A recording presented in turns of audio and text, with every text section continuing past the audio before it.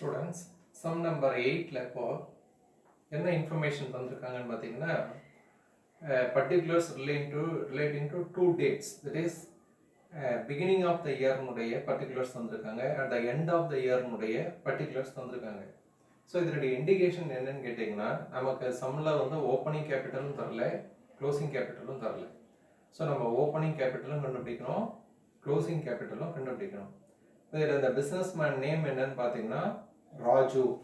So இப்போ ராஜுன்றவருடைய opening capital closing capital ரெண்டுத்தையும் நம்ம கண்டுபிடிக்கணும். சரி, இப்போ இங்கே வந்து பிஸ்னஸ் மேன் நேம் என்னன்னு எழுதிக்கலாம். சுபான்றதுக்கு பதில் என்ன எழுதணும்? Raju.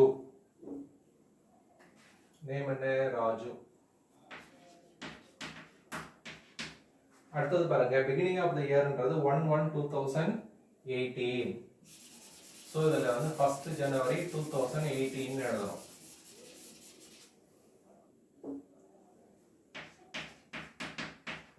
January 2018, that is beginning of the year. Opening capital கண்டுபிடிக்க போறோம்.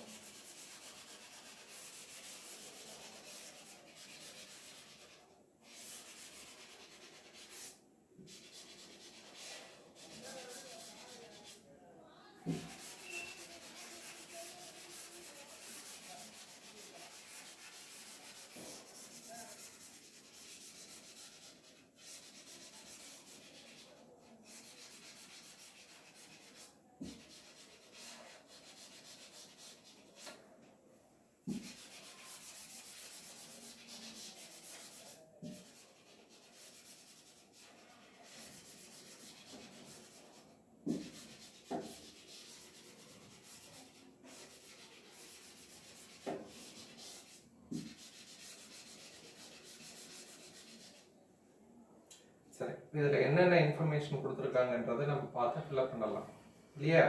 இது வந்து 1st January 2018க்கான statement of affairs. Cash at bank 80,000. Then the next information is stock of goods 1,80,000.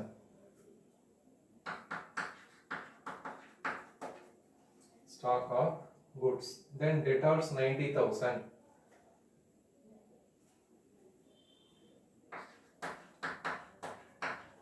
Then sundry creditors 1,30,000. Then bank loan 60,000. Bank loan 60,000. Bills payable 80,000.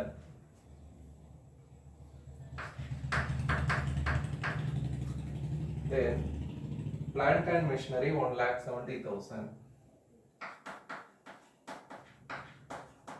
So இப்போ இதில் கொடுத்துருக்க information எல்லாத்தையும் நம்ம ஃபில்அப் பண்ணிட்டா ஒரு தடவை செக் பண்ணிக்கலாம். 80,000, 1,80,000, 90,000, 1,30,000, then 80,000, 60,000, then 1,70,000. Now we have to add all these figures. Asset side total என்னன்னு பார்த்தோம்னா இப்போ இதில் வந்து 5,20,000.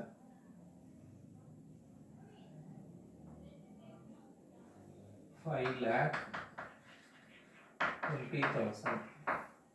ஸோ இந்த 5,20,000 என்ன பண்ணலாம்? இந்த பக்கம் எடுத்து எழுதிக்கலாம். இப்போ இதில் இருந்து இந்த மூணுத்தையும் ஆட் பண்ணி லெஸ் பண்ணோம்னா ஓப்பனிங் கேபிட்டல் எவ்வளோ வரும் அப்படின்னு பார்த்தீங்கன்னா 2,50,000. இப்போ ஓப்பனிங் கேபிட்டல் நம்ம என்ன பண்ணிட்டோம்? கண்டுபிடிச்சிட்டோம். ஸோ இப்போ இங்கே ஓப்பனிங் கேபிட்டல் 2,50,000 அதை எழுதிக்கலாம். இது நம்ம கண்டுபிடிச்சிருக்கோம். போன சம்மில் அவங்களே தந்திருந்தாங்க, இந்த சம்மில் நம்ம கண்டுபிடிச்சிருக்கோம். இப்போ அடுத்து என்ன பண்ணணும்? க்ளோசிங் கேபிட்டல் கண்டுபிடிக்கணும். ஸோ இந்த இடத்துல இயர் எண்டு 1st January ஆரம்பிச்சா இயர் எப்போ முடியும்? 31st December 2018.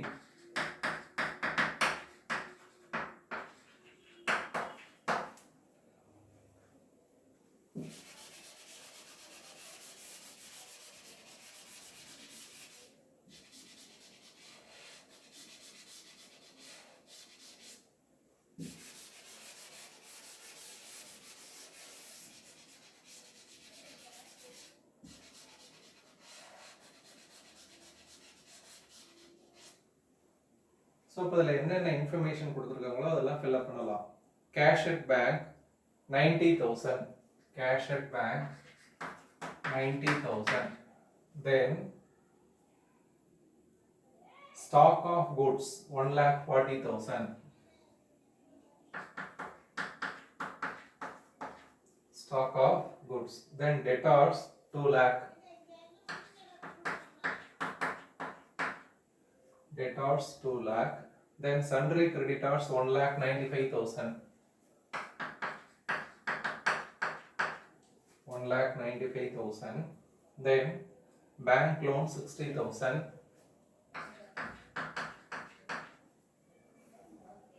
Bills payable 45,000. Then plant and machinery 1,70,000. Students, இதில் வந்து 2 காலம் தந்திருக்காங்க. ஸோ இந்த 2 காலத்துல இருந்து ஃபிகர் எடுத்து எழுதும் பொழுது நீங்க ஒரு காலத்துல நம்பரை பார்த்து அதை இன்னொரு காலத்துக்கானதான் எழுதிடக்கூடாது. இப்போ நீங்க க்ளோசிங் கேபிட்டல் கண்டுபிடிக்கிறீங்கன்னா அந்த 31 December 2018 காலத்துல இருந்து எடுக்கணும். இதை ஞாபகம் வச்சுங்க. சில ஸ்டூடெண்ட் என்ன பண்ணுவாங்க, எந்த காலத்துல இருந்து எடுக்கிறது தெரியாம எடுத்து போட்டுருவாங்க. ரொம்ப கேர்ஃபுல்லா இதை எழுதணும்.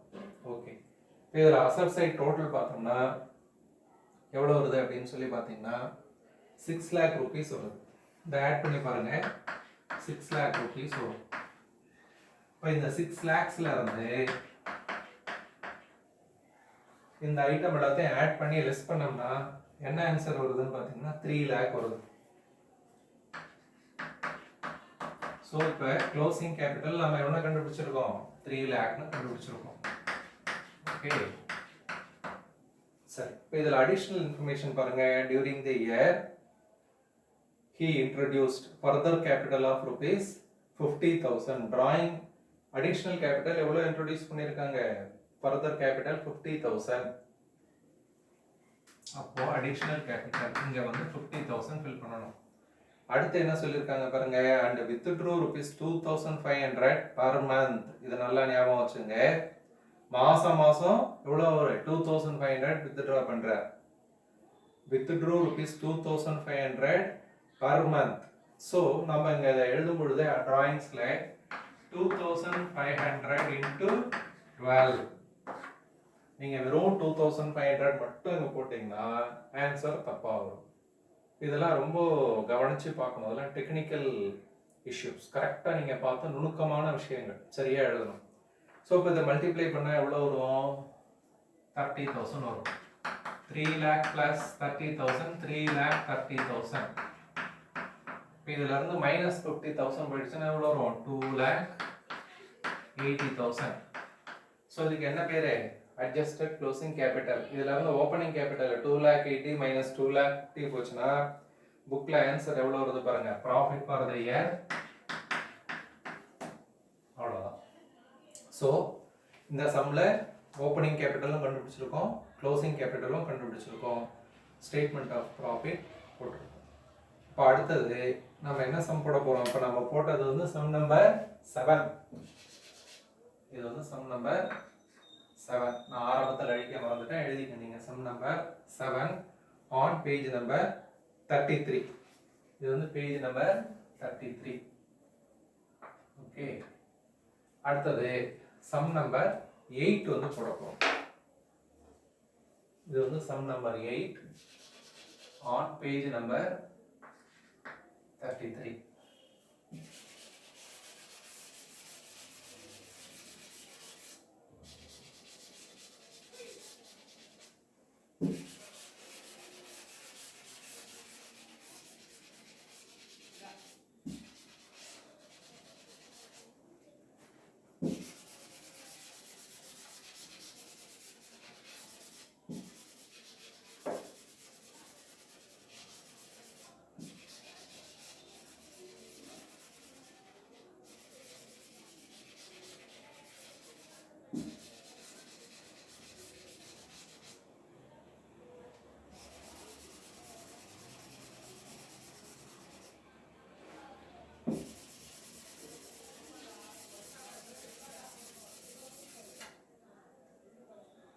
சரி, இந்த சம் நம்பர் 9ல ஓனருடைய நேம் என்னன்னு பாத்தீங்கன்னா ஆனந்த்.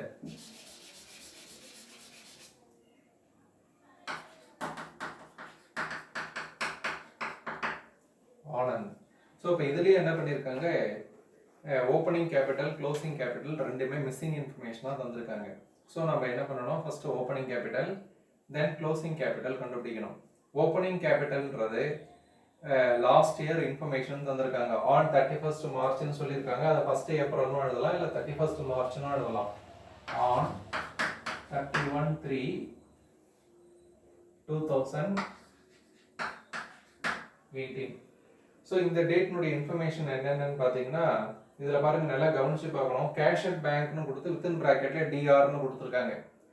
வித்தின் ப்ராக்கெட்ல டிஆர்னு கொடுத்தா என்ன அர்த்தம்னா டெபிட் பேலன்ஸ். டெபிட் பேலன்ஸ்னா அசெட். அதே க்ளோசிங் டேட்ல பாருங்க, கேஷ் அட் பேங்க்னு சொல்லி கிரெடிட் கொடுத்துருக்காங்க. அது வந்து கிரெடிட் பேலன்ஸ்னு அர்த்தம். ஸோ கிரெடிட் பேலன்ஸ்னா என்ன பண்ணணும்னு கேட்டிங்கன்னா, நம்ம லைபிலிட்டி சைடு ஓடியா காமிக்கணும். ஸோ இப்போ ஃபஸ்ட்டு கொடுத்துருக்க இன்ஃபர்மேஷன் டெபிட் பேலன்ஸ்ன்றதுனால அசெட் சைடு எழுதலாம்.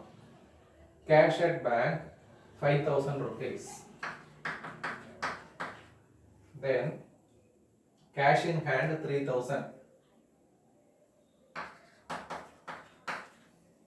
Then stock of goods 35,000. Then sundry debtors 1 lakh.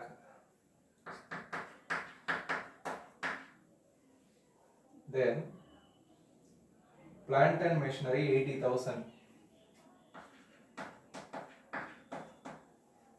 Then land and buildings 1,40,000.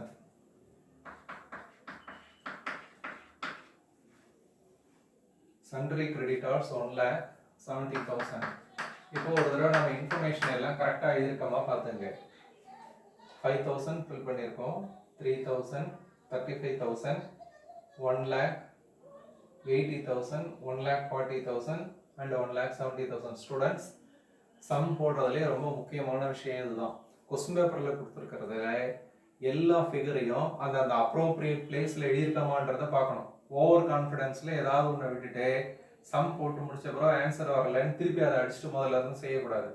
ஒவ்வொரு ஸ்டேஜ்லையும் என்ன பண்ணணும், ரீசெக் பண்ணணும், நம்ம வந்து கரெக்டாக எழுதியிருக்கோமா அப்படின்ட்டு. அப்போ அதுக்கப்புறம் தான் அடுத்த ஸ்டெப்புக்கு போகணும். ஸோ இப்போ டோட்டல் போட்டோம்னா பார்த்தீங்கன்னா எவ்வளோ வருதுன்னா 3,63,000 வருது.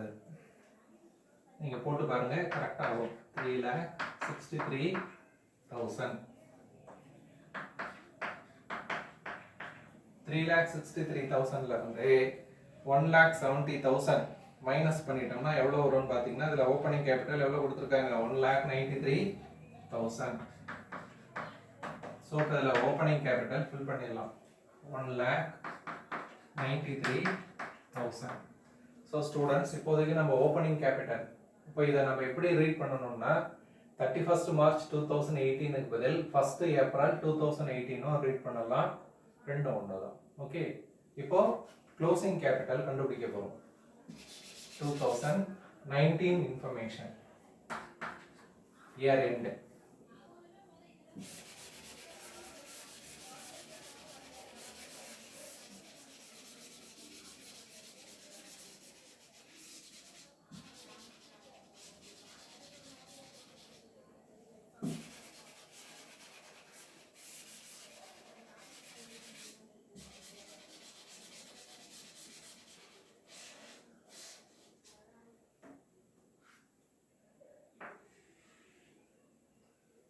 இப்போ இயர் எண்ட் இன்ஃபர்மேஷன் பாருங்க. ஃபர்ஸ்ட் எடுத்தோடனே கேஷ் அட் பேங்க்னு கொடுத்து வித்தின் பிராக்கெட்ல சிஆர் கொடுத்துருக்காங்க. So it shows credit balance. Credit பேலன்ஸ்னா லைபிலிட்டி சைட் போடணும், அதுக்கு பேங்க் ஓவர் டிராஃப்ட்னு பேர். ஸோ இந்த பேங்க் ஓவர் டிராஃப்ட்ன்றதுக்கு நேரம் கிரெடிட் பேலன்ஸ்னு கொடுத்தா ஃபில் பண்ணணும். சில சமயம் அவங்களே பேங்க் ஓவர் டிராஃப்ட்னு கொடுப்பாங்க. இதில் வந்து கிரெடிட் பேலன்ஸ்னு கொடுத்துருக்காங்க. எவ்வளோ அமௌண்ட் வந்திருக்காங்க, cash at bank 60,000. Then next information is cash in hand 4,500. மறுபடியும் இந்த காலம் பார்த்து எழுதணும், தப்பா எழுதிடக்கூடாது. செகண்ட் காலத்தில் இருக்க ஃபிகர்ஸ் எழுதணும். Stock of goods 45,000. Then sundry debtors 90,000. இப்போ இதில் பார்த்தீங்கன்னா additional information தரும்போது Anand had withdrawn ₹60,000 for his personal use. He had introduced 17,000 as capital for expansion of is பிஸ்னஸ்னு சொல்லிட்டு அடிஷ்னல் இன்ஃபர்மேஷனில் என்ன பண்ணிட்டாங்க, அடிஷ்னல் கேபிட்டல் டிராயிங்ஸ் கொடுத்துட்டு அதுக்கப்புறம் 2 அட்ஜஸ்ட்மெண்ட் கொடுத்துருக்காங்க. கிரியேட் ப்ரொவிஷன் ஆஃப் 5% ஆன் டெட்டார்ஸ்னு. ஸோ இப்போ இங்கே டெட்டார்ஸ் பேலன்ஸ் எழுதும் பொழுது நம்ம என்ன பண்ணணும், நான் இன்னும் எழுதலை, இப்போ தான் எழுத போகிறேன் இல்லையா. டெட்டார்ஸ் எவ்வளோ கொடுத்துருக்காங்க பாருங்க, 90,000 கொடுத்துருக்காங்க. இதில் நம்ம இன்னர் காலத்தில் என்ன பண்ணணும், இந்த 90,000 எழுதி minus RBD reserve for provision for bad and doubtful debts 5% போட்டால் 4,500 வரும். அப்போ பேலன்ஸ் அமௌண்ட் எவ்வளோ வரும், 85,500 வரும். இது வந்து ஒரு அட்ஜஸ்ட்மெண்ட் கொடுத்துருக்காங்க. ஸோ இன்னர் காலத்தில் போடணும், நான் இன்னர் காலம் போடல அதனால இங்கே போடுறேன், நீங்கள் இன்னர் காலத்தில் இதை போட்டு காமிங்க. 90 minus 4,500, this 4,500 is for provision for bad and doubtful debts. It is given as adjustment. Then plant and machinery 80,000. கீழே additional information என்ன சொல்லியிருக்காங்க, we have to provide depreciation of 10% on plant and machinery. So இப்போ இந்த plant and machineryல 80,000 போட்டு minus depreciation ஒரு 8,000 போடணும். போட்டு என்ன பண்ணணும், 72,000 போட்டுக்கணும். இது 2 தான் அட்ஜஸ்ட்மெண்ட், மீதி எல்லா ஃபிகரும் அப்படியே எழுதிக்கலாம். லேண்ட் அண்ட் பில்டிங்ஸ் வந்து 1,40,000.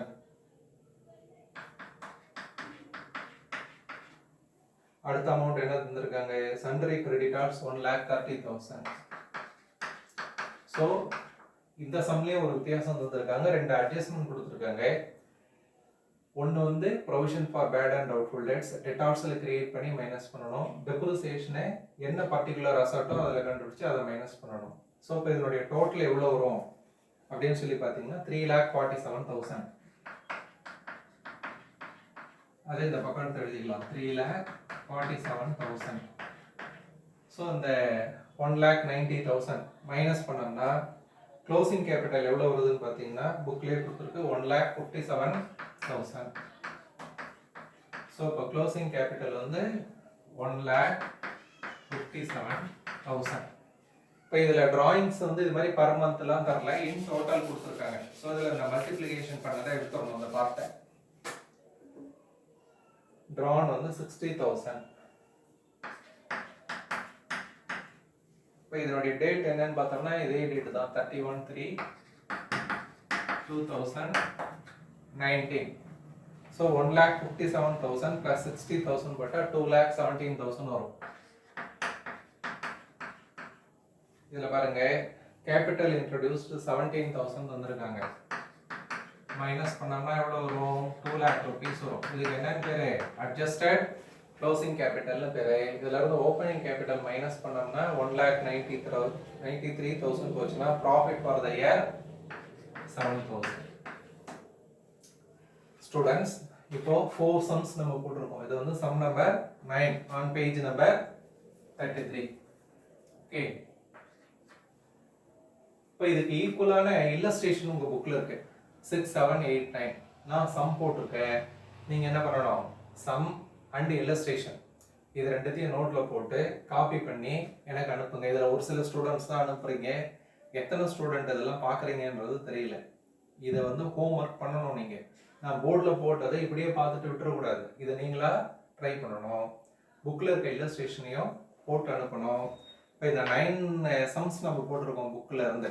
இதற்கான கொஸ்டின் பேப்பர் நாளைக்கு நான் தரேன். Tomorrow I will give you question paper for all these 9 problems. You have to work out all these 9 problems and send it to me in PDF form.